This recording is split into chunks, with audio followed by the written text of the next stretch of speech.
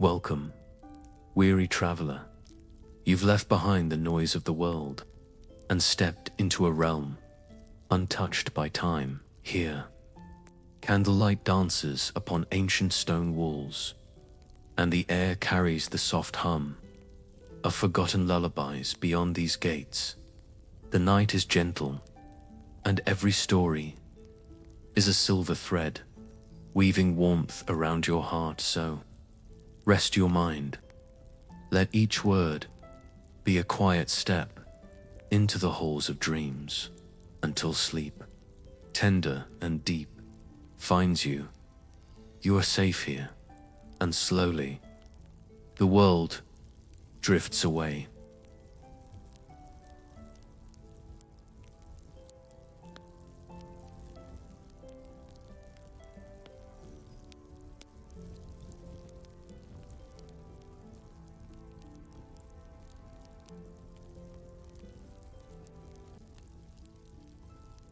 Chapter 1.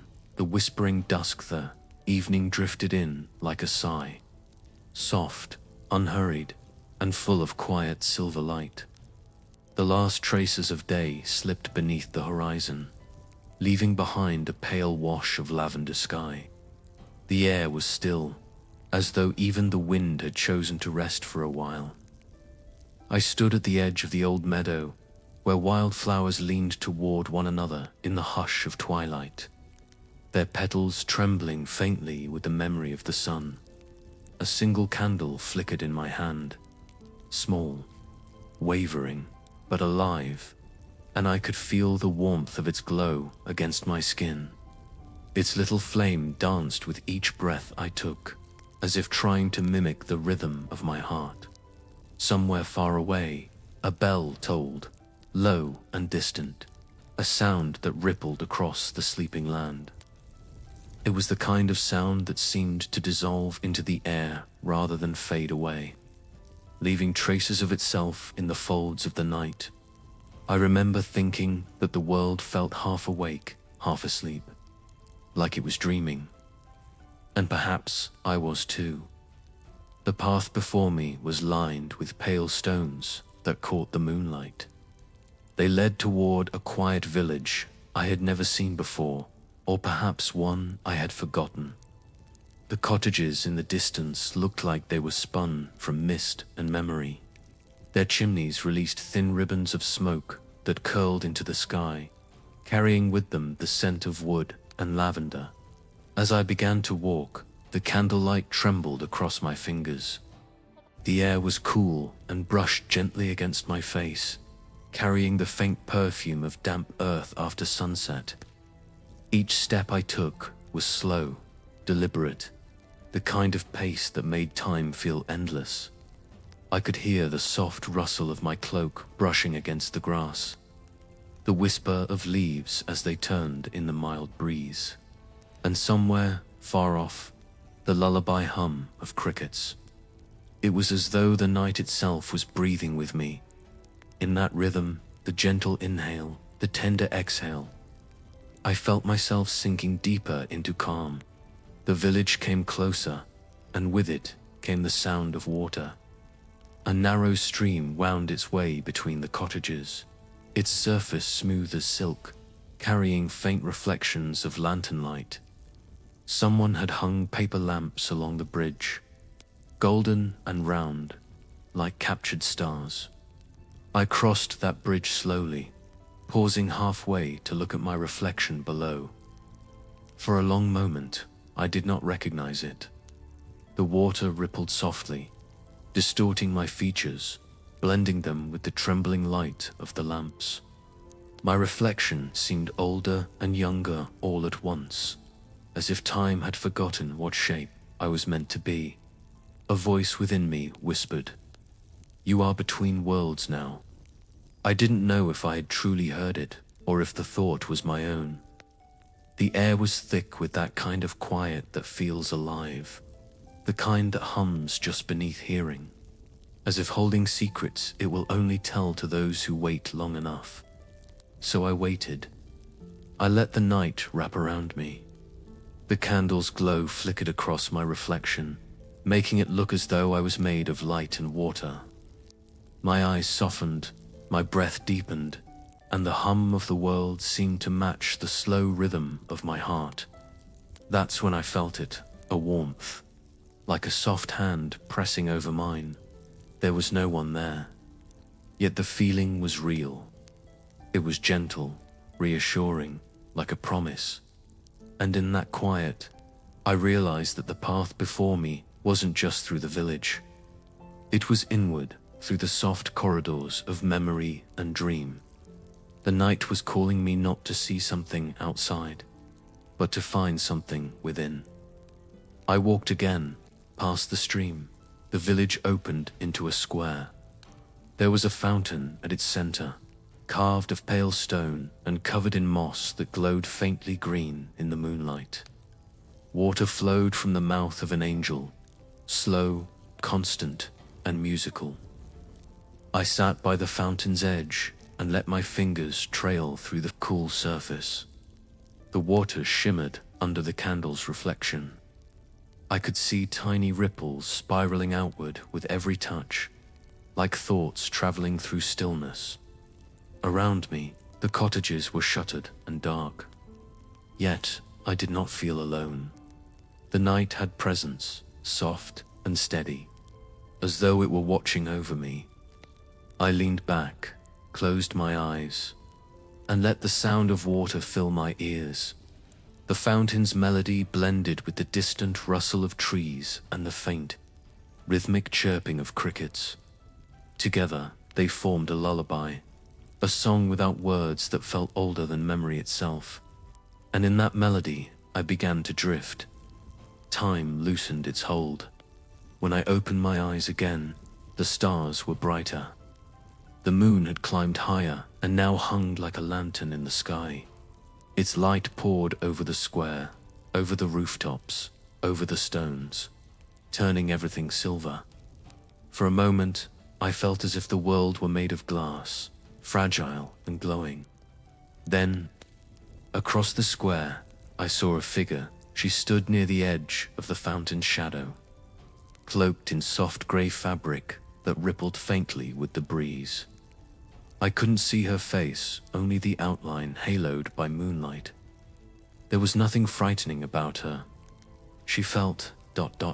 familiar, like the echo of a dream I had once known but forgotten. She didn't speak. She simply lifted her hand, slowly, gently, and pointed toward the far end of the square, where another path began. A path that led up a hill, toward the forest beyond. Her gesture was calm, patient, almost loving, as if she was saying, "It's time." I wanted to ask her who she was, but when I blinked, she was gone. Only the ripple in the air remained soft, fading, like the aftertaste of a melody. The candle in my hand fluttered, then steadied again. I took a deep breath and began to walk toward the forest. The air grew cooler beneath the trees. Moonlight filtered through the branches in threads of silver, falling across the path in patches. The forest was alive, but in the softest of ways, with quiet murmurs of leaves, the distant hoot of an owl, the gentle sigh of wind through moss. It felt like stepping into the breath of the earth itself. I didn't hurry. My footsteps were small, careful, quiet. With every few steps, I could hear my own heartbeat, slow and calm, matching the rhythm of the forest. Somewhere above, stars peeked through the gaps in the branches. They shimmered like tiny windows into another sky. And as I walked, I realized I wasn't afraid. The world around me felt tender, as if it wished to keep me safe. There was no sense of where I was going, only the peace of moving through stillness.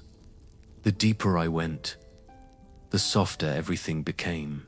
The air, the sounds, the thoughts inside my mind. I felt myself sinking into a state that was neither waking nor sleeping. A hush between heartbeats, a pause between breaths, and in that stillness, I heard something faint. A laugh, soft, joyful, not from the forest, from somewhere ahead, like a memory waiting at the end of the path.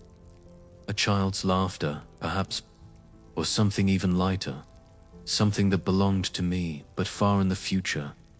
It felt like sunlight breaking gently through the canopy. I smiled without meaning to, because in that sound, brief, distant, and kind, I thought I heard what the night had promised, my future smile, and so I followed the laughter, deeper into the moonlit woods, candlelight flickering before me like a star held close to my chest.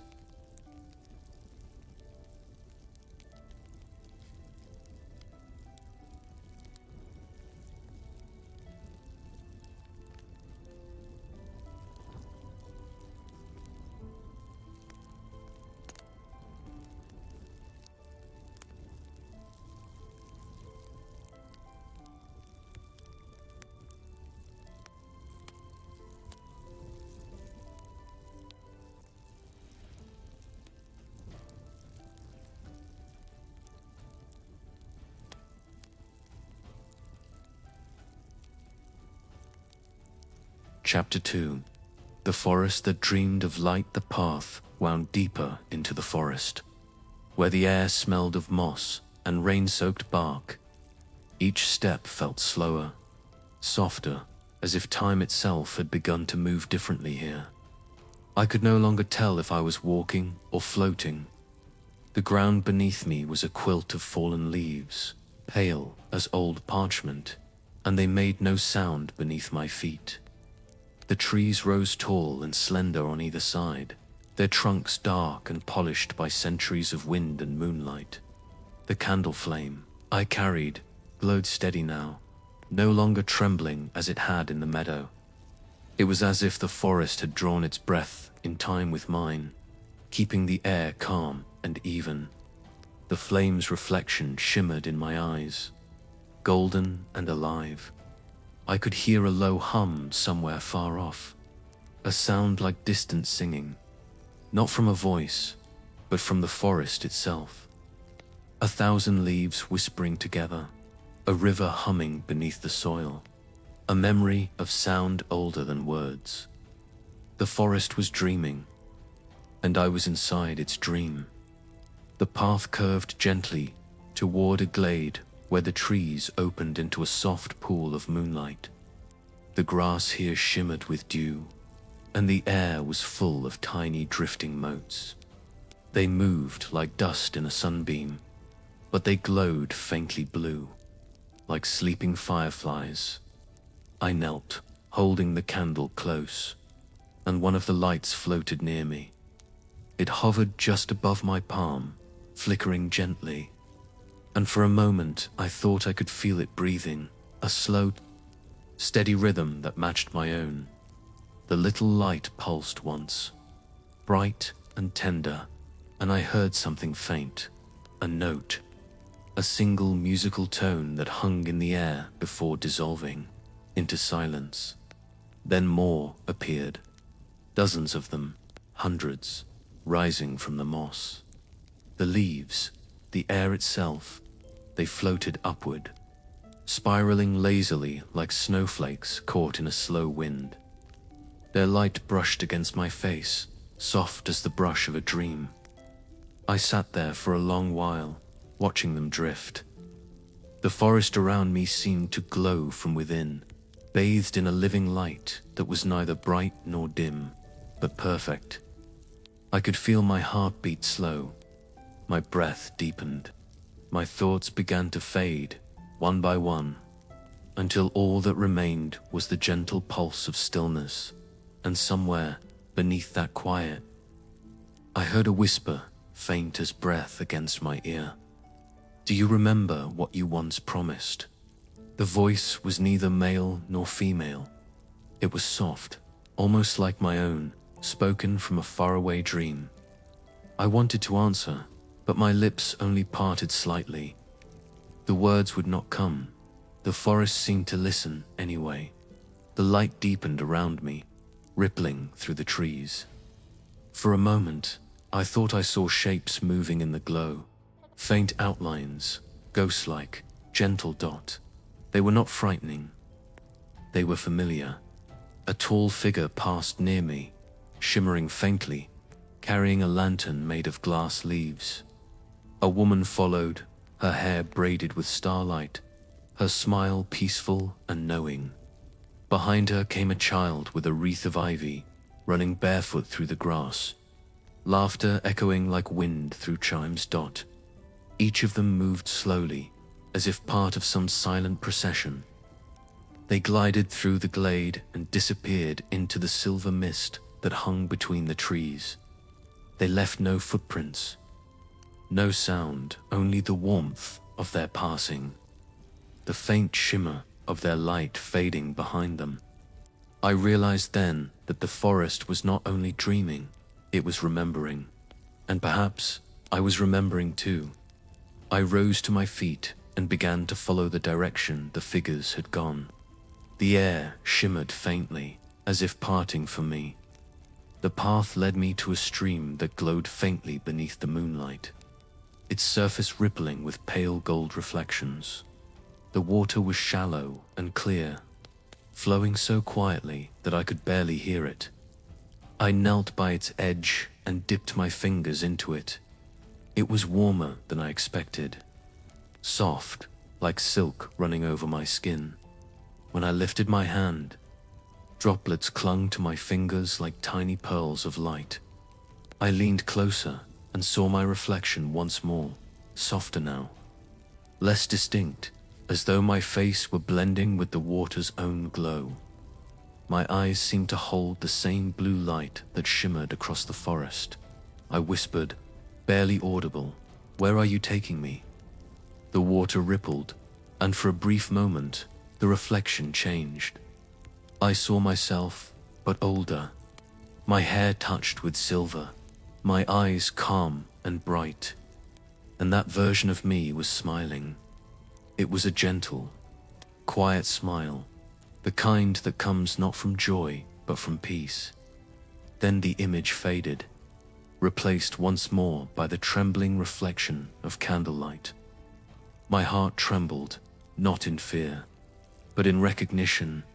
I didn't understand, not fully, but I felt it deep inside, the truth that this journey was not through places, but through the folds of time within, my own soul. The night was guiding me toward something. I had once lost something that waited in the distance like a promise, whispered to the stars. The sound of the forest changed as I rose again.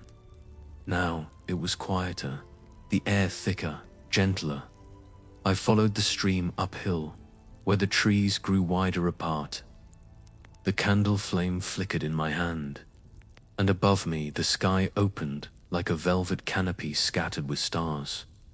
It was as though the forest had been holding its breath, waiting for this clearing. At the center stood a tree, unlike the rest, vast, ancient, glowing faintly with golden veins that pulsed like the heartbeat of the world.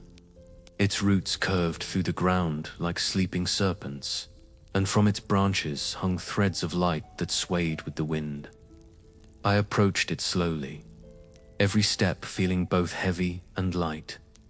The candle in my hand dimmed, but the golden glow of the tree grew stronger, until the forest around it shimmered like a dream reflected on water. When I reached the base, I pressed my palm to the trunk. It was warm, alive. A soft hum filled my ears. Then a whisper, deep, soothing, endless. Breathe, so I did. In and out. Slowly, with every breath, the light beneath my palm grew brighter. It seeped into my skin, spreading warmth up my arm, across my chest, into my heart. And then I heard it again, that same gentle laugh from before. The one that felt like sunlight wrapped in memory. It came from above. I looked up and saw tiny motes of light descending from the branches. Not fireflies this time, but petals. luminous petals, soft as feathers, falling through the air and landing in my hair, on my shoulders. At my feet, they glowed faintly and then faded into my skin, leaving behind a feeling of calm so deep it felt like I was dissolving into it. The forest exhaled, a long, slow sigh. The candle's flame went out, not with a flicker, but with peace, as if its purpose was complete. I stood in the golden hush of that ancient grove, surrounded by the gentle shimmer of light and leaf, feeling something stir deep inside me, a memory, a promise, a truth I could almost remember but not yet name.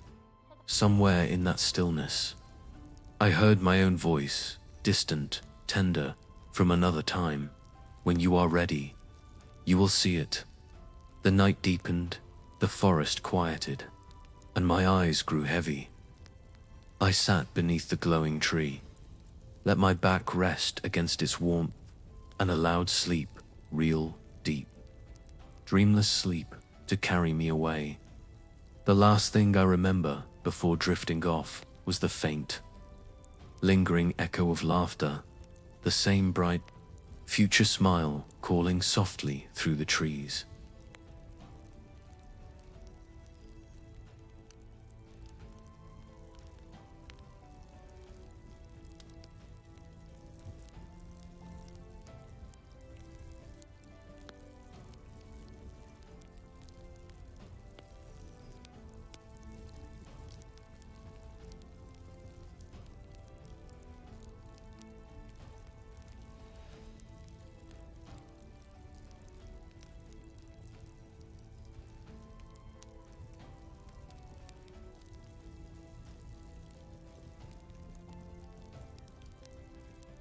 Chapter 3. The Bridge of Forgotten Stars. When I awoke, the forest was silver, not in color alone, but in feeling, soft, gleaming, and cool, as if the world had been washed in moonlight. The ancient golden tree still stood behind me, quiet now, its glow folded inward like a sleeping heart. Dew clung to my hair and the hem of my cloak. I could hear the soft hum of water somewhere nearby, the same stream, perhaps, or another that ran deeper beneath the roots of the earth. The air was hushed, but not empty. It felt as though the forest was waiting for me to rise. I stood slowly, brushing moss from my hands, and felt the faintest tug of something, not physical, but gentle, like an unseen thread pulling me forward. The candle I'd carried before was gone. In its place, I held something new, a smooth, round stone, pale as milk, glowing faintly from within. It pulsed softly in my palm, keeping time with my heartbeat. It felt like a gift from the dream I had just left. I followed the faint sound of running water, moving through the tall trees that whispered softly to one another. Their branches swayed even though there was no breeze. The forest floor shimmered with dew. Each drop caught the starlight, turning it into thousands of tiny mirrors that blinked like hidden eyes. Somewhere in the distance, an owl called once, low and distant, then fell silent again. And then I heard it music, soft, slow, and far away, like a harp being played by the wind itself. It floated through the air, fragile but clear, leading me onward. I followed it through the trees until the ground began to slope downward, and soon I found myself standing at the edge of a wide river. The river was not dark like most at night. It shone. Its waters carried faint traces of light, like broken reflections of stars, drifting slowly downstream. And there, crossing the river, was a bridge. It wasn't made of stone or wood. It was made of light. Thin, delicate beams of white and silver arched gracefully over the water, woven together like threads of silk. Beneath it, the current moved slow and smooth, carrying small glimmers of light that looked like fallen constellations. For a long moment, I simply stood there, watching it. The air hummed faintly, the same quiet note that filled the forest when it breathed. I felt a sense of awe rise inside me, but not the kind that stirs the heart into wonder. It was quieter, warmer, like the awe you feel when you finally recognize something your soul has always known. I stepped onto the bridge. The moment my foot touched the glowing surface, I felt it, a warmth that spread from my soles up through my body. The bridge felt alive, like it was aware of my presence. With each step, the light brightened beneath me, responding to my movement. The stone I carried in my hand pulsed softly in rhythm with it, as though the two shared a heartbeat. I walked slowly, letting my fingertips brush the air beside me. The light left faint trails where my hand passed, ribbons of silver that dissolved like mist. Halfway across, I stopped.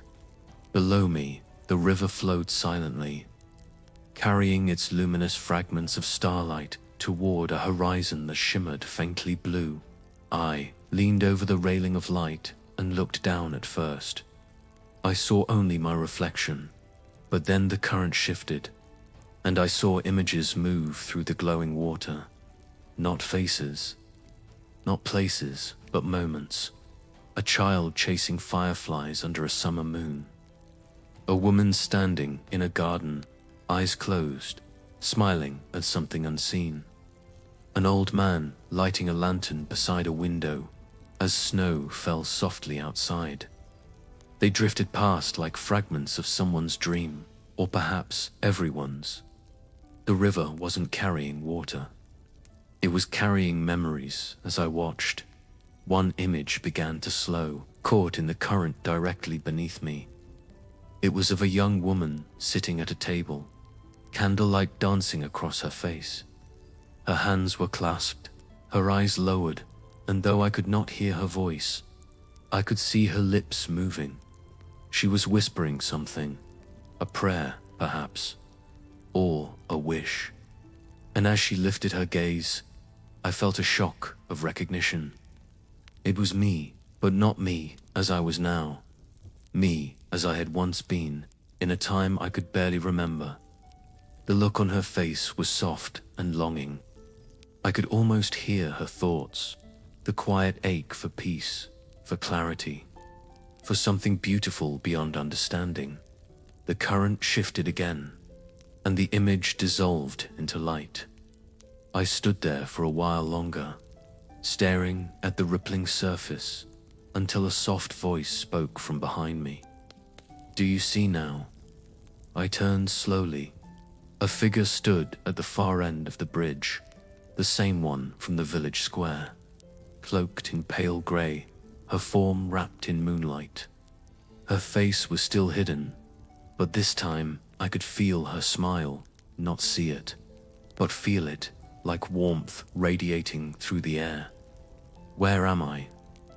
I asked quietly, my voice barely a whisper.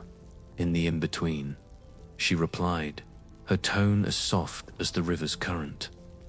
"This is where all light goes to remember itself." Her words seemed to shimmer in the air, as though made of mist and meaning. "Why am I here?"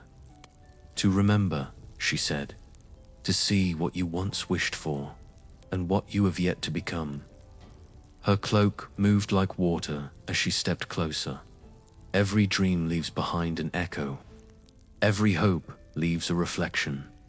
When the heart grows still enough to listen, those echoes return and show you the way forward.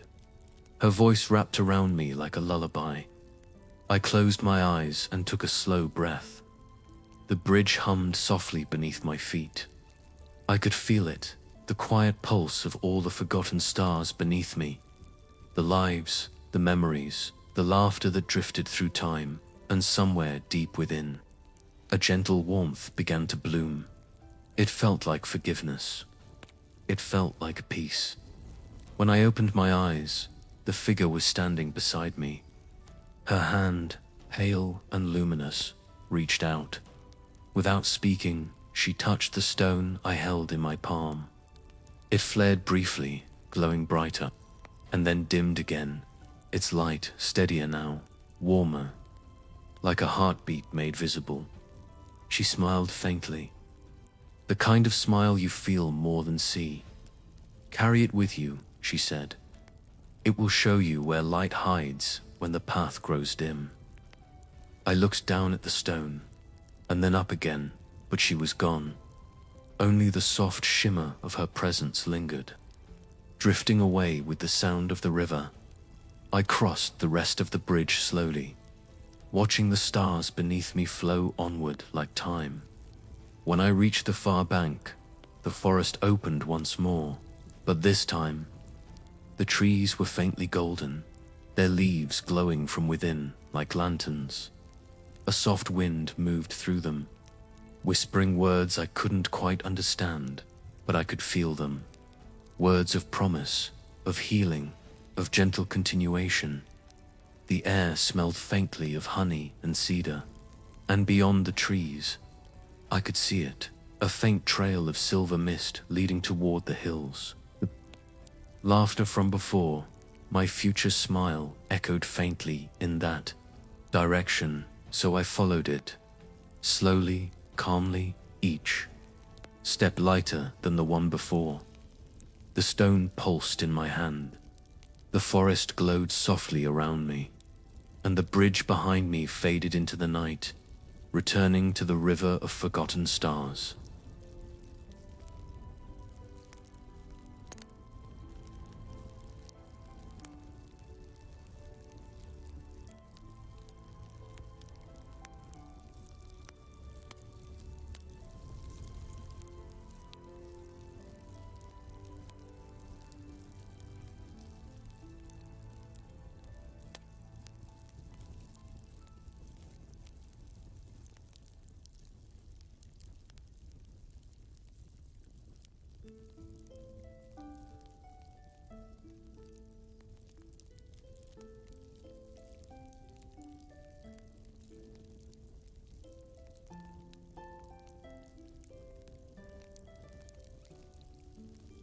Chapter 4. The House Beyond the Moonlight Path. The mist curled softly around my feet as I followed the narrow path. Each step pressed lightly into the dew-covered ground, and the air shimmered faintly with the echo of silver light. The forest behind me had grown quiet now, not empty, but at rest, as though it had exhaled and fallen back into slumber. Ahead, the hills rose gently beneath a sky veiled with drifting clouds. The moon hung low, round and pale, its glow turning the mist to silk. I felt no fear, no rush. The night seemed endless, patient, content to unfold one breath at a time. The smooth stone in my hand pulsed faintly with warmth. Every few steps, it sent a soft vibration up through my palm, as though it were alive and listening. I found myself matching its rhythm with my breathing, slow inhale, slower exhale, until my body moved in quiet harmony with the pulse of the night. There was peace in that rhythm, a deep and steady calm. It felt as though the world itself was teaching me how to breathe again. As the mist thinned, I began to see it, a faint glow on the horizon, soft and golden, like a lantern burning far away. It wasn't the cold light of the moon, but something warmer, a hearth glow, a promise of shelter. I followed it. The path curved gently through a meadow, lined with pale flowers that opened only under moonlight. Their petals gleamed faintly blue, and as the wind brushed over them, they released a fragrance so subtle it could almost be mistaken for memory. The scent reminded me of childhood, of rain on wood, of freshly lit candles, of stories whispered in the dark before sleep. A tenderness stirred in my chest, and I closed my eyes for a moment, letting the feeling wash over me. It was like walking through a dream of home. When I opened them again, the glow was closer. The path ended before a small house. It was simple, built of pale stone and dark wood, with ivy trailing down its walls and a thatched roof silvered by moonlight. A single window glowed softly from within, and smoke rose in a slow, spiraling line from the chimney. The door was half open. For a moment, I simply stood there, listening. There was no movement, no voices, only the faint crackle of fire and the sigh of wind brushing through nearby trees. Something in me hesitated, though I didn't know why. The air around the house carried a feeling not of danger, but of recognition, as if the house knew me, as if it had been waiting. I stepped forward and gently pushed the door open. The warmth inside met me like an embrace. A fire burned quietly in a small stone hearth, casting a golden light across the room. The walls were lined with shelves filled with old books, candles, and vials of dried herbs. A wooden table stood near the center, its surface covered with parchment, a quill, and a steaming cup of tea. The scent of chamomile and honey drifted through the air. The space was lived in, peaceful, familiar. Yet I knew I had never been here before, or had I? I set the glowing stone down on the table. Its faint light mingled with the fire's glow, casting gentle ripples of warmth across the walls. That's when I noticed the chair beside the hearth. Someone was sitting there at first. I thought it was only a shadow, the shape of a person framed by the firelight. But then it moved, slowly, turning toward me. The figure was wrapped in a long, pale cloak. Their face was half hidden, though the flicker of flame revealed soft features, eyes calm and deep, a faint knowing smile. "You came," the figure said. The voice was gentle, slow, filled with the kind of stillness that only time could teach. I followed the light. I whispered. "Yes," they said, nodding. "The light has been waiting for you." I felt my throat tighten, though I couldn't say why. "Where am I?" "In the place between memory and becoming," they replied softly. "A place your soul built when you needed rest." Their gaze drifted to the glowing stone on the table. "You've carried the light well. Few make it across the bridge without losing it." "I don't understand," I murmured. "What is this light?" The figure smiled faintly, not with pride, but with tenderness. "It's a piece of you. The part that never stopped believing in warmth, no matter how dark the night became." For a while, neither of us spoke. The fire cracked softly, and the shadows on the walls swayed in gentle rhythm. The peace of the place was so complete, it felt sacred. Then the figure rose, moving with the quiet grace of someone who had long since forgotten haste. They walked to a small shelf, took down a glass lantern, and placed it on the table beside the stone. The lantern's surface was etched with spiraling symbols, moons, rivers, open hands. It looked both ancient and new, as though it had been waiting for this moment through 1,000 nights. The figure gestured toward it. "Place the stone inside." I obeyed. The moment the stone touched the glass, the lantern filled with light, not a blaze, but a deep, steady glow. The air shimmered faintly, and for a heartbeat, the whole room seemed to breathe. I watched in silence, mesmerized. "It's beautiful," I whispered. The figure's voice softened even more. "That light will guide you through what comes next. Beyond this house lies the Valley of Echoes, the place where your past still sleeps. You must pass through it before you can see what waits beyond, the future." I asked quietly. They nodded. "Your future smile." I stared at the glowing lantern. Its light was gentle but powerful, like the calm at the center of a heartbeat. "How will I know where to go?" I asked. The figure stepped closer, their expression serene. You will know by warmth.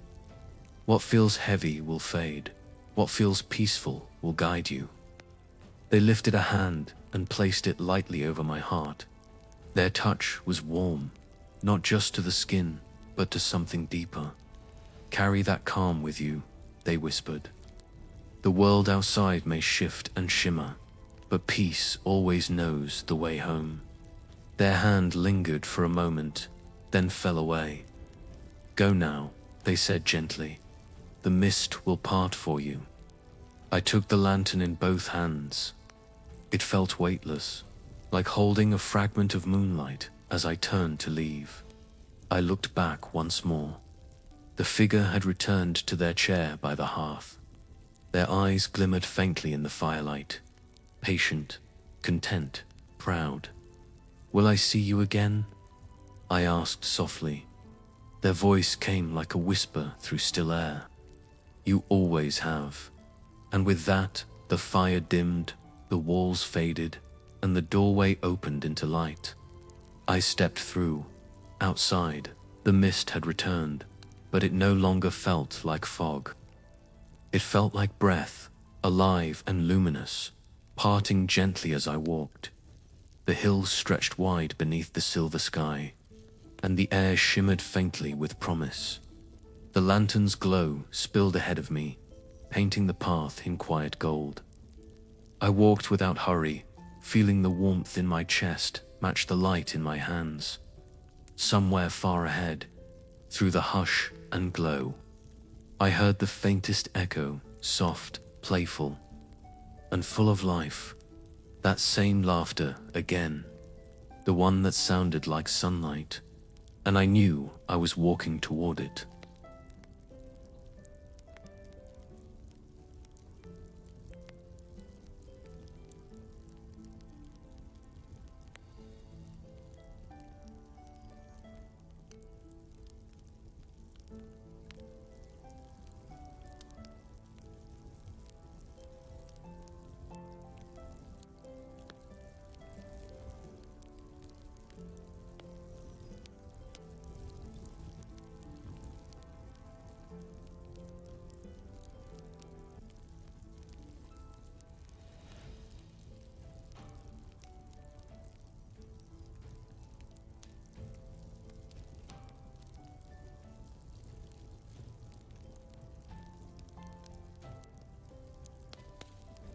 Chapter 5. The Valley of Echoes. The world was silver and gold as I stepped beyond the mist. The lantern in my hand glowed with a patient, steady light, not bright enough to banish the shadows, but warm enough to make them gentle. The hills rolled downward into a vast hollow that shimmered faintly in the moonlight. A soft wind moved through the valley, carrying with it faint murmurs, voices that sounded like sighs, whispers, half-forgotten songs. I paused at the ridge. Before me stretched a place, both empty and full. The ground was pale, covered in a soft, luminous dust that sparkled faintly like powdered stars. Here and there, the earth rose into gentle mounds, each one crowned by a small, flickering light. Not flame, not reflection, but something in between. It was as though the valley was breathing. Every exhale was a sound, quiet, wistful, and hauntingly familiar. I knew, before anyone told me, that I had reached the Valley of Echoes. I began to walk. The dust didn't stir beneath my feet. Instead, it shimmered faintly, rippling outward like calm water. The air smelled faintly of rain and time, an impossible fragrance that seemed to awaken old feelings I couldn't name. The lights on the mounds blinked softly as I passed, as though acknowledging me. Some were pale blue, others faint gold, and some glowed only for a moment before fading away entirely. The whispers grew clearer now. They were not ghosts. They were memories at first. I couldn't make out the words, only the emotion behind them. A soft laugh, A breath caught between tears. A sigh of forgiveness then. One voice rose more clearly than the rest. "Do you remember me?" I turned toward it. There, beside one of the small glowing mounds. The air shimmered and took shape, faint and translucent, like moonlight woven into human form. It was a woman. Her features were blurred, but I knew her presence. Not a stranger, not quite a friend, something deeper. "Who are you?" I asked, though my heart already knew the answer. She smiled faintly. "Once, I was your sorrow." The figure's voice was a soft melody, a sound that seemed to blend with the valley's wind. "I came into being the night you forgot how to forgive yourself," she said, tilting her head as though studying me. "I lived in your heart for many years. You carried me like a shadow, gentle but heavy." Her outline shimmered faintly, her form flickering as if uncertain whether to remain. "I don't carry you anymore," I whispered. The woman nodded slowly. "No, you learn to let go. That is why I am fading." I stepped closer, holding the lantern between us. Its golden light fell across her shape, and she grew softer, smaller, like a mist touched by dawn. "What will happen to you?" She smiled again, this time not sad, but serene. "I'll return to light. That's what sorrow becomes, once it's understood." The lantern's glow pulsed, warm and steady, and then she was gone. Her voice lingered, barely audible. "Thank you for seeing me." I stood there for a long moment, surrounded by stillness. The valley breathed softly, carrying her final words away like petals on wind. Then I kept walking. Each mound I passed seemed to awaken faint shapes, gentle apparitions, fragments of emotion made visible. I saw a figure made of laughter, spinning in circles until it dissolved into dust. Another sat quietly on the ground, humming a tune I hadn't heard since childhood. Each one, I realized, was something I had once felt deeply. Moments of grief, joy, fear, and wonder. They had lived inside me, shaping the world I saw. Now, in this valley, they were finding rest. The lantern's glow seemed to comfort them, as though it carried something they recognized, a familiar warmth. Wherever its light touched, the shapes shimmered once more, smiled faintly, and disappeared. The valley grew quieter with every step. Eventually, I came to a low archway of stone. It rose from the ground like a doorway into the horizon. Vines covered its sides, and from its top hung silver threads that drifted gently in the air. Beneath it, the path continued, but beyond the arch, I could see nothing. Only light, soft and white, pulsing gently like the rhythm of a heartbeat. The whispers grew louder now, overlapping, not in chaos, but like a chorus. They were all my echoes, speaking in unison. "You are forgiven. You are remembered. You are light." My throat tightened. I felt something inside me unfold, a weight lifting so quietly that I hadn't realized it was ever there. Tears welled in my eyes, though they did not fall. The wind stirred the dust around me, and the tiny particles began to glow, rising slowly into the air like embers drifting from unseen fire. Each one shimmered once before fading, as if the valley itself was releasing its breath. I stood beneath the archway, holding the lantern close to my heart. Its glow flickered once, and in that light, I saw something, not a reflection, not a vision, but a memory made whole. It was me again, younger still, sitting in the dark beside a window. I was crying softly, though not from pain, from exhaustion. Perhaps, in that memory, I whispered to the night, "If only I could start again." And then I, the present I, whispered back, quietly through the veil of years, you did. The younger me lifted her head as though hearing something, and for a brief, shining moment, I saw her smile, small, trembling, but real. Then the image dissolved into light. The valley fell completely silent. Even the wind rested. I took one last deep breath and stepped through the archway. The light on the other side was not blinding. It was soothing, like warm milk poured over moonlight. My body felt lighter, softer, as though I was shedding something invisible with each step. The moment I crossed, the air behind me shifted, and I heard it. The faint sound of the valley exhaling in peace. The whispers had turned into a hum, low and steady, the sound of completion. I turned back once, and though the valley was empty now, it glowed faintly, every mound, every shimmer, resting beneath a calm, eternal stillness. I continued walking forward. The path now led upward, through a field of soft grass that glowed like starlight. Above me, the sky had deepened into velvet blue, full of constellations that seemed closer than before, close enough to touch.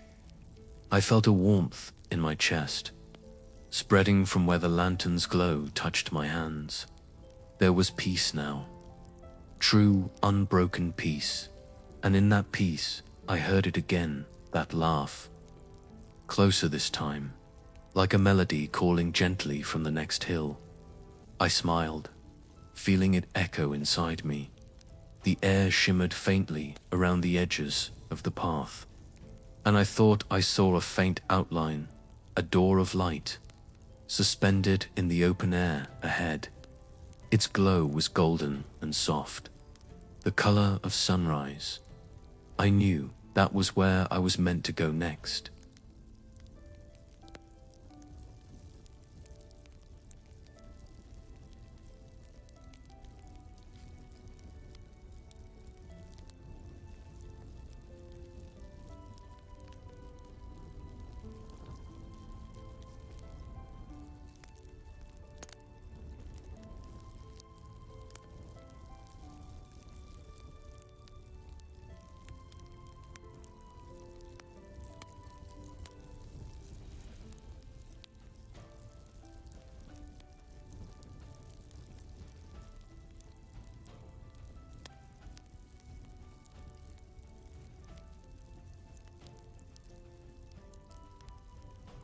Chapter 6.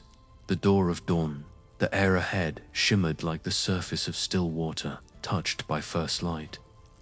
The Door of Dawn hung in the distance, floating between sky and earth, neither open nor closed, but breathing softly as though it were alive. I approached slowly. Each step felt lighter than the one before, as though gravity itself was loosening its hold. The lantern's glow pulsed in rhythm with my heartbeat, and the stars above began to hum, faint, steady, and impossibly calm. The path beneath me glowed pale gold. It curved upward, leading me through a field of whispering grass that swayed without wind. Every blade shimmered faintly, and when I brushed my hand against them, they sang quiet notes that lingered in the air before fading like mist.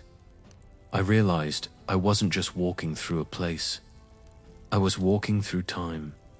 The closer I came to the door, the warmer the world became. It wasn't heat like the sun's. It was gentler, more human, like the warmth of someone's hands wrapped around yours. The grass gave way to soft stone, smooth, pale, and faintly translucent. Beneath it, I could see the faint glow of rivers flowing slowly, like veins of light. When I reached the door, I finally saw it clearly. It was vast, taller than any castle gate, but it did not feel imposing. Its surface shimmered between colors, rose, gold, silver, and ivory, as though it were painted in dawn itself. The frame was carved with patterns of vines and waves, and within those curves were symbols that looked like sleeping eyes. The closer I stood, the quieter everything became. Even my breath seemed hushed, reverent. A soft voice rose from the air. "Traveler of dreams," it said, "you have walked through memory, shadow, and sorrow.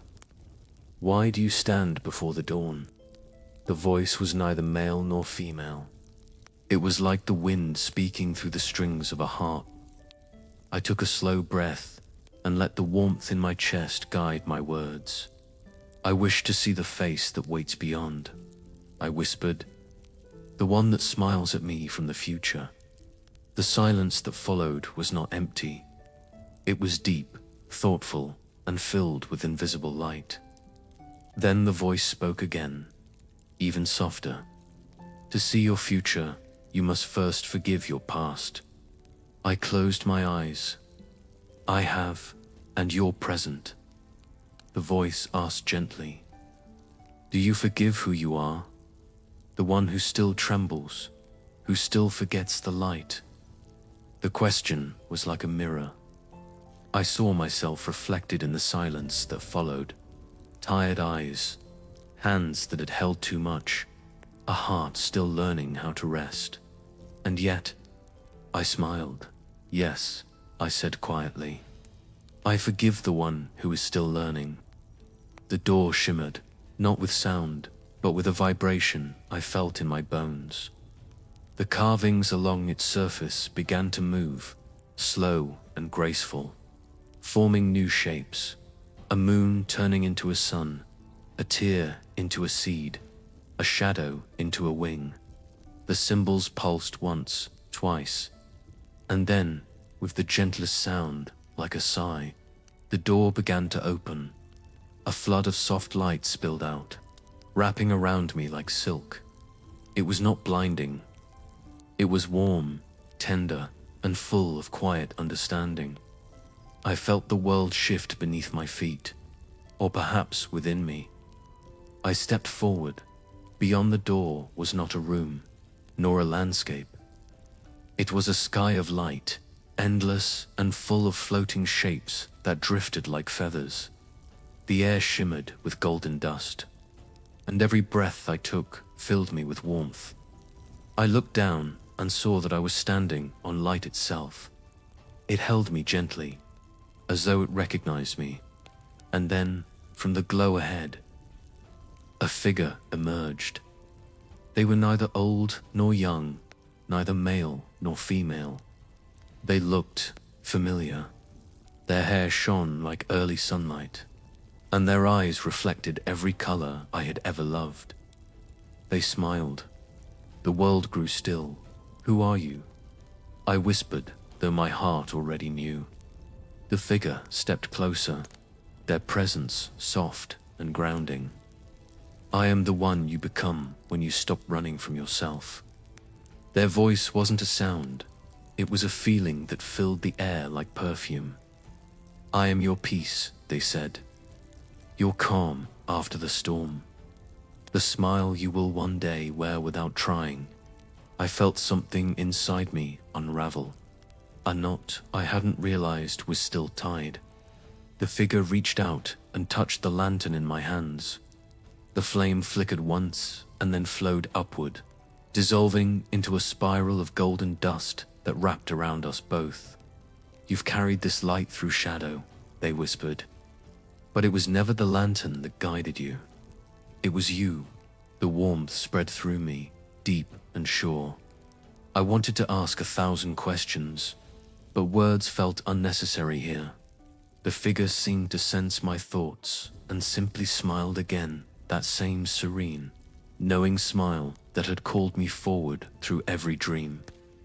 Then they said, "You will not remember all of this when you wake, but you will remember the feeling, the calm, the certainty that you are enough. That is my gift to you." The air around us shimmered brighter. The light of dawn began to pulse softly, wrapping the world in a haze of gold and silver. The figure began to fade, not vanishing, but becoming part of everything, before they disappeared completely. They leaned close and whispered, "You will see me again. Every time you breathe without fear." And then they were gone, the world filled with warmth. The horizon expanded endlessly, and I felt myself expanding with it, lighter, freer, softer. The light from the door swelled, and I realized it was no longer outside me. It had entered me. Every breath now glowed faintly with dawn. I turned back once, but the door had disappeared. There was only open sky now, stretching forever. I took one slow, deep breath, and for the first time in what felt like centuries, my lungs filled with peace. The wind brushed against my face like a familiar hand, and I smiled. It was that same smile, the one I had seen waiting for me in the future. Only now it was mine.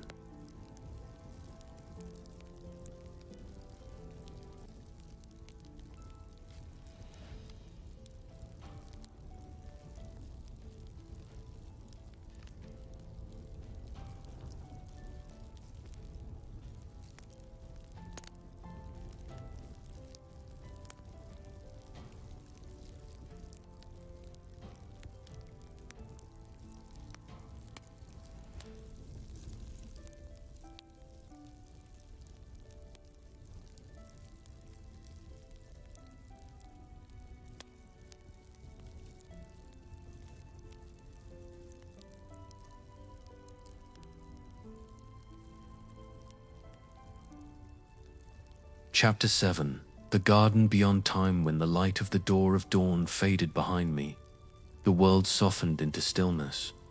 The air was warm and tender, scented faintly with wildflowers and morning mist. I stood in what looked like the edge of a dream, a place where the sky bent close enough to touch the earth, and time no longer dared to move too quickly. Before me stretched a garden unlike any eye had ever seen. The ground shimmered with dew that glowed faintly, as though each drop held a tiny piece of starlight. Paths of pale stone wound through fields of flowers that swayed in slow rhythm, their petals reflecting colors that did not exist in the waking world. Hues between thoughts, between breaths. Somewhere nearby, a stream whispered softly. The water didn't rush. It flowed as if in a trance, curling around smooth stones, humming a tune older than words. And above it all hung a soft, eternal twilight, not quite day, not quite night.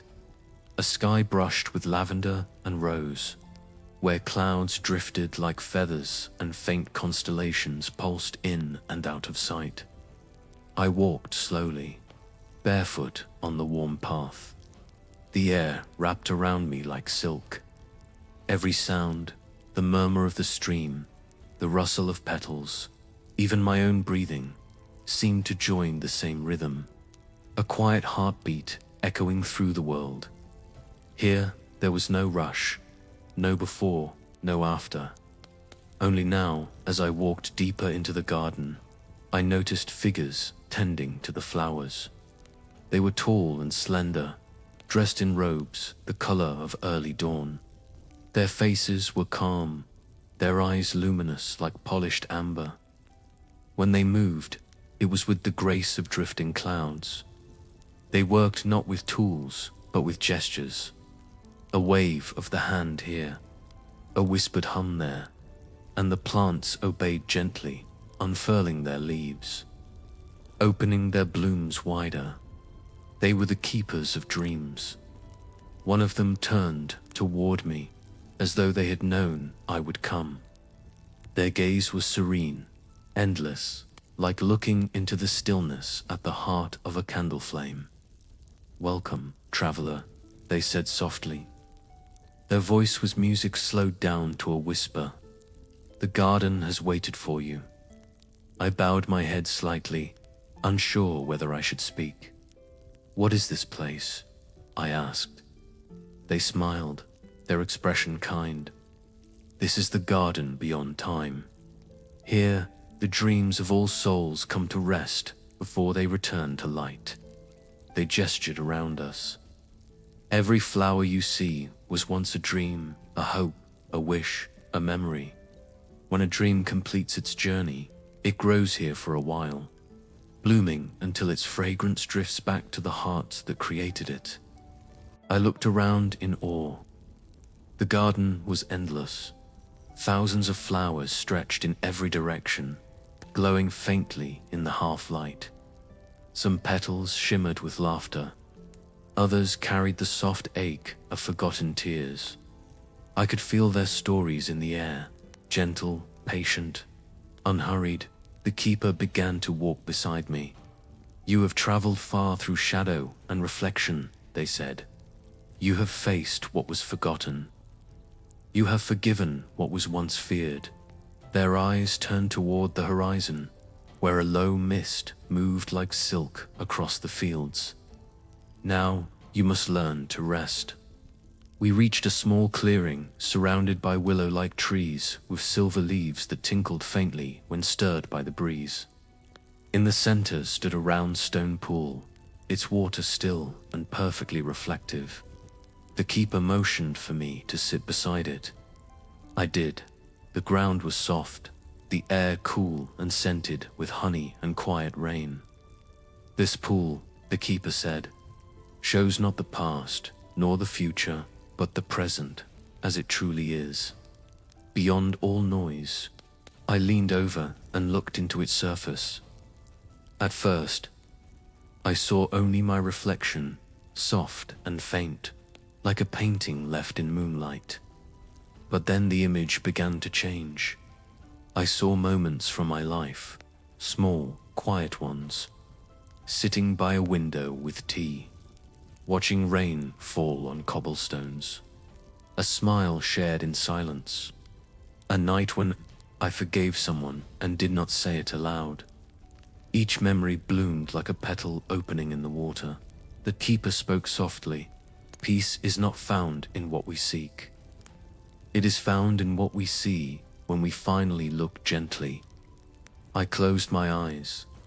The sounds of the garden folded around me, the hum of flowers breathing, the slow rhythm of water against stone.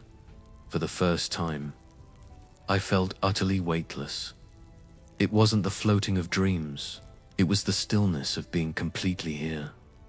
Every breath was a soft wave, washing in and out. Every heartbeat was a bell echoing through a cathedral of light. When I opened my eyes again, the keeper had placed something beside me, a single flower, small and glowing faintly gold. Its petals trembled like candlelight. "This," they said, "is your dream. It has bloomed here while you walked the valleys of shadow." I touched it gently. Warmth spread through my fingertips, not burning, not sharp, just warm, familiar, alive. "What will happen to it?" I asked. The keeper smiled. "When you leave this place, it will return with you. Its roots are woven into your heart. Each time you breathe in peace, it will open again, reminding you that you once walked here, that you once met yourself in stillness." I felt tears gather in my eyes, though there was no sadness in them, only release. The keeper bowed slightly. "Stay here until the garden sings you onward," they said. "No time will pass while you rest. You will wake only when your soul is ready to rise." Then they turned and drifted away, their figure dissolving into light as they moved among the flowers. I remained by the pool, the golden flower resting on my palm. Its light reflected on the surface of the water, mingling with the faint shimmer of the sky above. The world hummed gently around me, a lullaby with no beginning and no end. And so I lay down beside the pool, letting the glow wash over me, breathing slowly in and out, like the tide. As my eyes grew heavy, I felt the faint brush of petals against my skin, as though the garden itself were tucking me in. Somewhere in the distance, a wind chime sang 3 soft notes, the kind that echo in dreams long after waking. The last thing I heard before sleep took me was a whisper, gentle and infinite, "Rest, traveler. The dream still has more to show you." And with that, I drifted into the deepest peace I had ever known, a silence full of breathing stars and the scent of unseen flowers.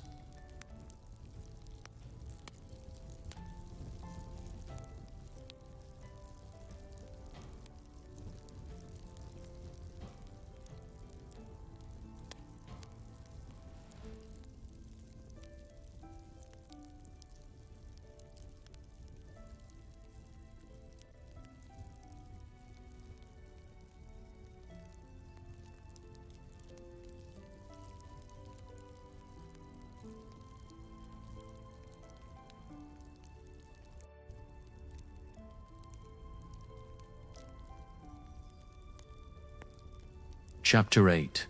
The Bridge of Stars. When I opened my eyes, the garden was gone. The world had changed again, though softly, so softly that I didn't feel the moment it shifted.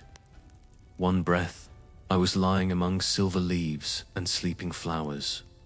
The next, I was standing beneath a boundless sky filled with stars. The air here was cool, touched with the faint sweetness of night rain and the faraway song of a hidden sea. The horizon stretched forever, wrapped in shades of blue so deep they felt endless dot below me. There was no earth, only light. A long, shimmering bridge of starlight floated before me, stretching from horizon to horizon, each step glowing faintly beneath invisible feet. It was delicate yet eternal, like a melody suspended in air dot above. The constellations turned slowly, as if watching. I took a slow breath and stepped forward. The bridge sang beneath me, a low, resonant hum that vibrated gently through my bones. It wasn't a song I could name, but somehow I recognized it. It was my own heartbeat, echoed in the rhythm of the stars. As I walked, the starlight thickened into mist.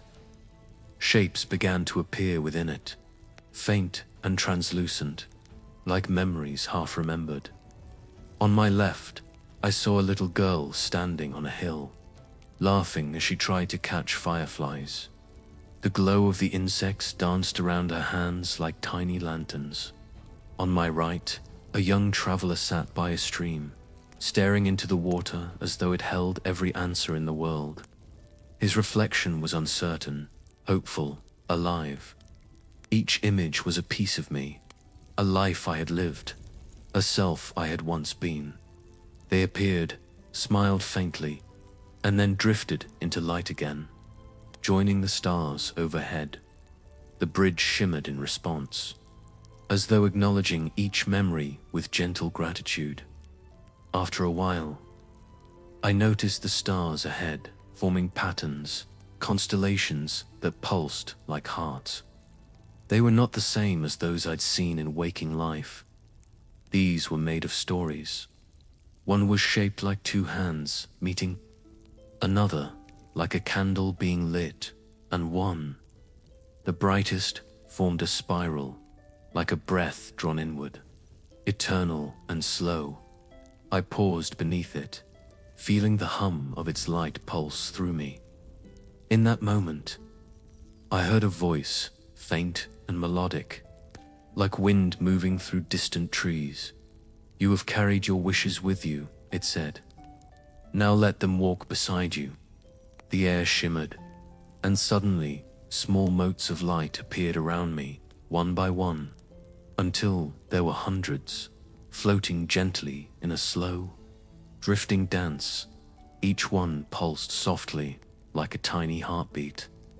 "These," the voice continued, "are your forgotten wishes, the ones you once whispered into the dark. They have waited for you to remember them, not with longing, but with love." I reached out and touched one. It flickered brightly, then began to unfold like a flower. revealing a scene inside it, a tiny, living memory. I saw myself sitting alone at a table, long ago, dreaming of peace I didn't believe I deserved. The wish that lived in that moment had been small, almost afraid. I just want to rest.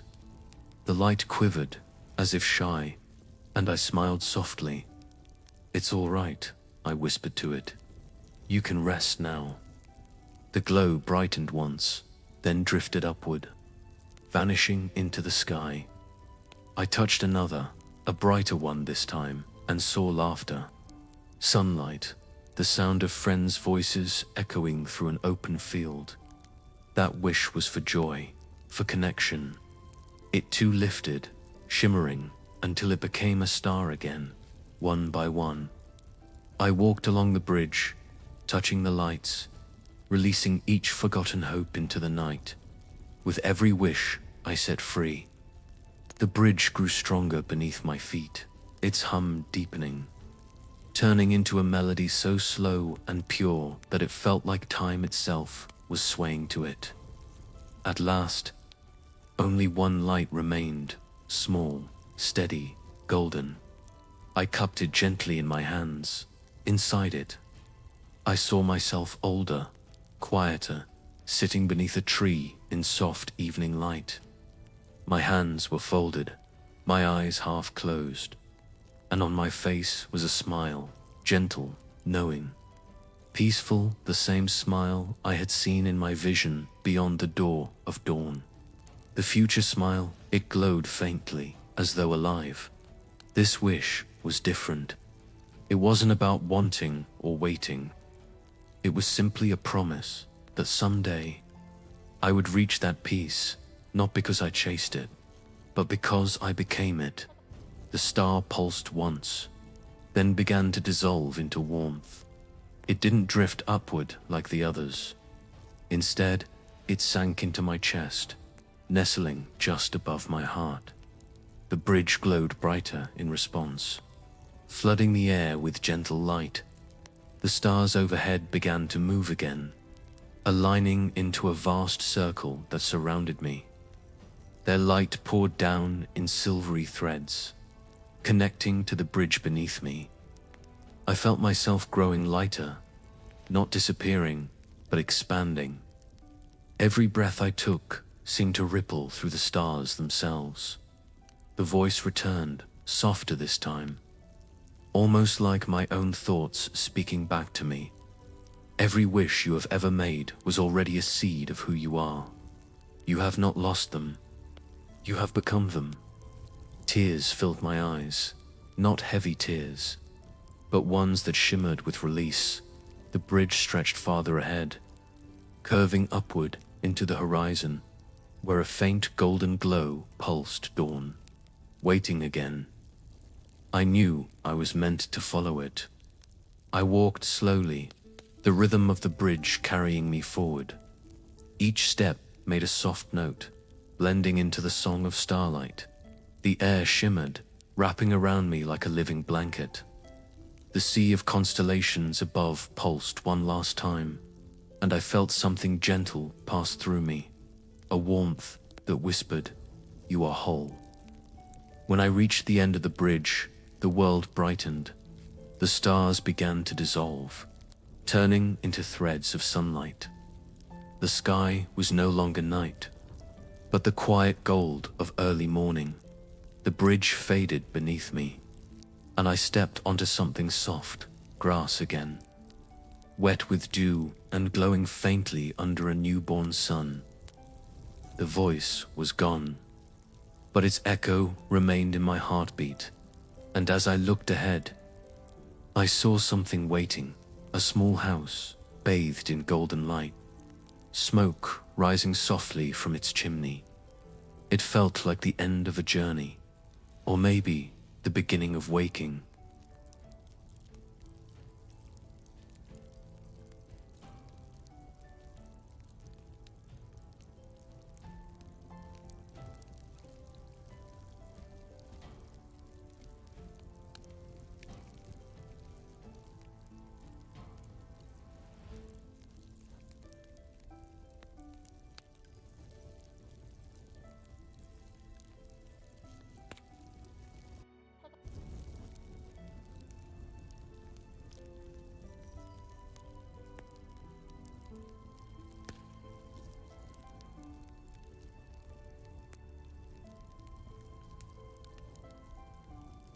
Chapter 9.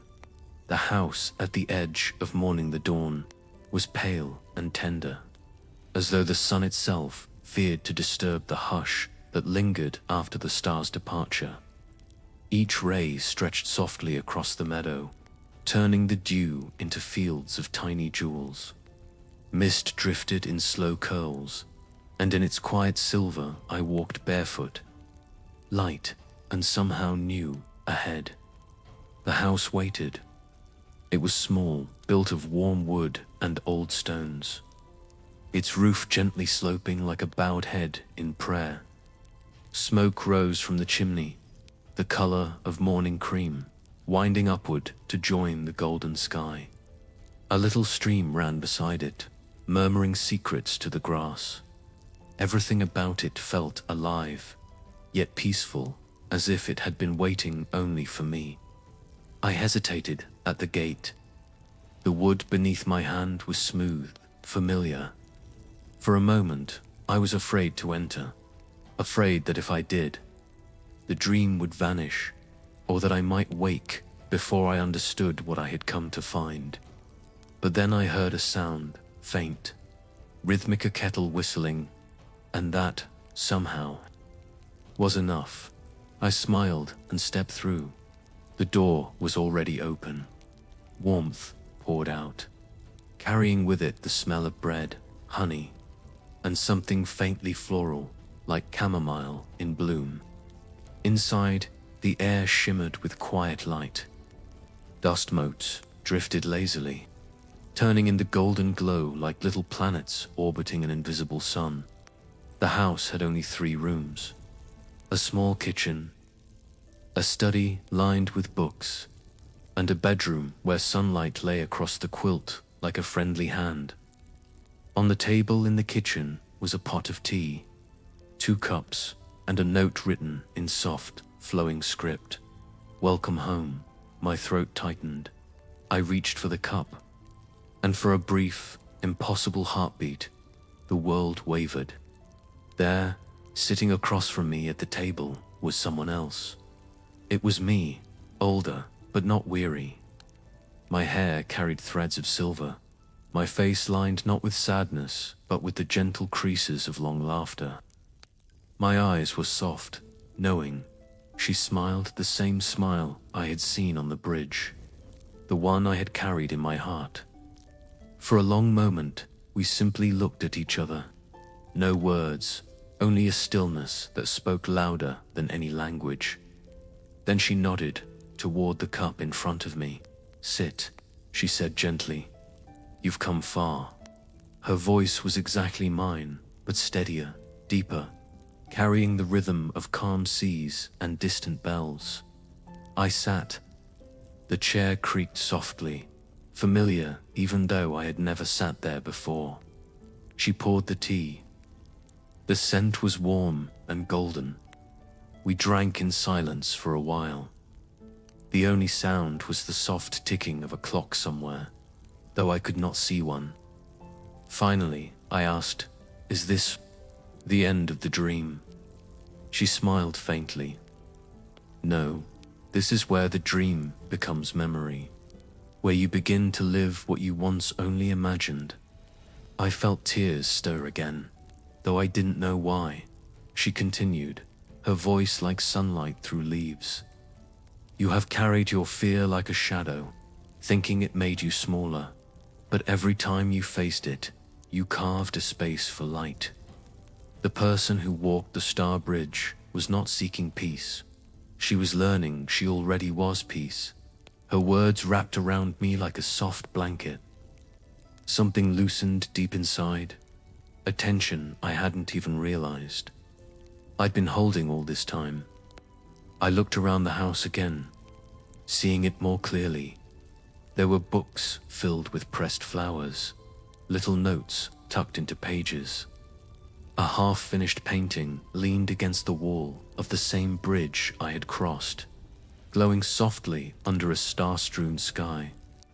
On the windowsill sat a candle burned nearly to its base. Its wax had dripped into delicate spirals, like time frozen in beauty. "Everything here," she said, is something you've already built within you. Every kindness, every stillness, every moment you've forgiven yourself. She reached across the table and touched my hand. The warmth that passed between us was wordless. Then she said, "When you wake, you will forget the road you took to come here. But you will remember this feeling, the knowing that you are safe, that the light within you doesn't fade with morning. It only changes its shape." Outside, the mist began to lift. The meadow shimmered gold, and the first true sunlight touched the window. I stood. My older self rose too, and for a heartbeat. Our shadows merged, one continuous shape across the floorboards. "Will I see you again?" I asked quietly. She smiled that same peaceful smile, the one that had carried me through the dream. "You always do," she said. "Every time you choose gentleness, every time you stop running and simply rest."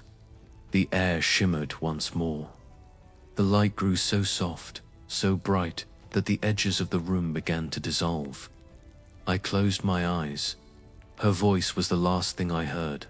Faint, distant, like a lullaby. "Wake slowly. The morning is kind." When I opened my eyes, I was lying in my own bed. The same ceiling, the same room, but the air felt lighter, the colors softer, the silence fuller.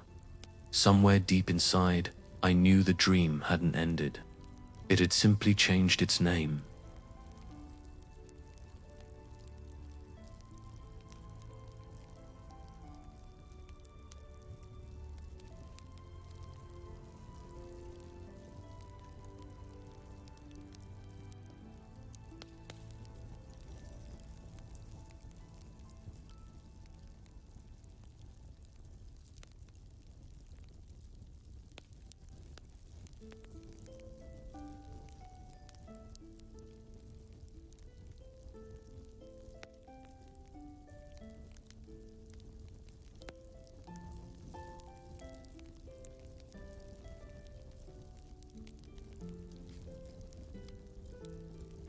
Chapter 10.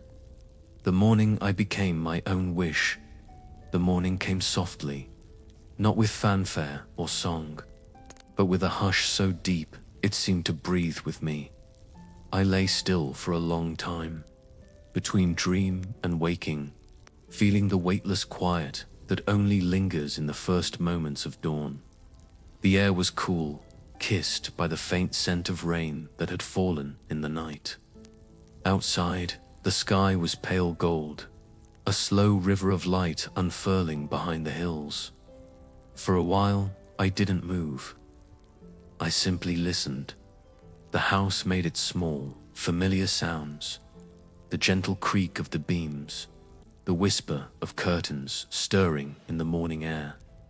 And underneath it all, my own heartbeat steady now, calm, unhurried, as though it had learned the rhythm of the dream and brought it back with me. I drew a long breath, feeling the world return. But something in me was different, quieter, deeper, anchored in a peace I could not name. The dream had left its traces, like moonlight still clinging to the skin. I rose slowly, wrapping myself in a soft shawl. My feet found the floor, cool wood, solid, real, and yet the warmth of that other house, the one by the misty stream, seemed to hum beneath every step. The kettle sat where it always did, waiting. As I filled it and set it upon the flame, I smiled. Steam began to rise, curling just as it had in the dream, delicate, graceful, fleeting dot. And suddenly, I remembered the note that had been waiting for me there, in that small kitchen of sunlight and peace. "Welcome home," I whispered the words aloud now, into the quiet air, and it felt true when the tea was ready. I carried my cup to the window. The world outside was still half asleep. The garden soaked in dew, the cobblestones glistening, the trees whispering faintly as a soft breeze passed through. A single bird sang, then another, and then the silence filled with gentle life. It was strange. I had woken into the same world, and yet I saw it as though for the first time. Every leaf shimmered with tenderness. Every sound felt like a heartbeat. Every breath I took was an answered prayer I hadn't known I'd made. I sipped my tea slowly. It tasted like peace, quiet, humble, infinite. My thoughts wandered to the dream, the bridge of stars, the lanterns, the moonlight, the field of flowers, the mirrored lake, and finally the house where I had met my older self. It all felt impossibly distant, and yet close enough to touch. I could still see her eyes, calm, knowing, filled with the kind of kindness that makes the heart ache in the sweetest way. I wondered if she was still there, sipping tea in that sunlit kitchen at the edge of dreams. And then I realized she wasn't separate anymore. She had become part of me. Every time I took a gentle breath, she breathed with me. Every time I smiled softly into the morning light, it was her smile, our smile, the one I had crossed the stars to find. I walked outside. The air was cool, wrapping around me like silk. The world glowed faintly, as if remembering the night that had just passed. There was no harshness, no rush, only the steady rhythm of life beginning again. In the distance, I could hear the stream that wound past the village, its voice soft and endless. I followed it, each step slow and easy. At the bridge, a simple stone one this time, not made of stars, I paused. The water below reflected the morning sky, a perfect mirror of gold and silver clouds. For a moment, I saw my reflection ripple across its surface. And though the face was mine, younger, unlined, the smile was unmistakable. It was hers, it was ours. A warm wind brushed past, carrying the scent of lavender and woods. I closed my eyes and let it move through me. Inside my chest, I felt something open, a gentle unfolding, like the first petal of dawn. It wasn't joy, exactly. It wasn't sorrow, either. It was something older than both, a quiet acceptance, the understanding that everything I had sought, peace, purpose, love, belonging, had always been here, waiting behind the noise, waiting for me to be still enough to see it. I turned toward home. The path glittered faintly with dew, each step a soft spark beneath my feet. The trees swayed, their leaves whispering something I almost understood. Breathe, rest, you have arrived. The rhythm of those silent words seemed to pulse in the air. I walked in time with them, feeling my heartbeat match their quiet cadence. By the time I reached the door, the sun had risen fully, golden, gentle, kind. Inside, everything glowed. The walls, the light, even the quiet. I sat down once more with my tea, closing my eyes. And in that perfect stillness, I smiled the same way she had. It was a smile without reason or need. A smile born of knowing that I was both the dreamer and the dream, both the seeker and the peace I sought. The smile of someone who had finally come home to themselves. As the warmth of the tea spread through me, the world began to blur again, not into sleep this time, but into a gentle, living calm. The sounds of morning, birds, wind, the creak of the kettle faded into a lullaby. My breath slowed, my heart softened, and just before drifting into that delicate edge between waking and rest, I heard her voice, my voice, one last time. You have seen your future smile. Now wear it in every dawn. The light deepened, the air grew warm, and peace, soft, endless, eternal, filled every corner of the morning.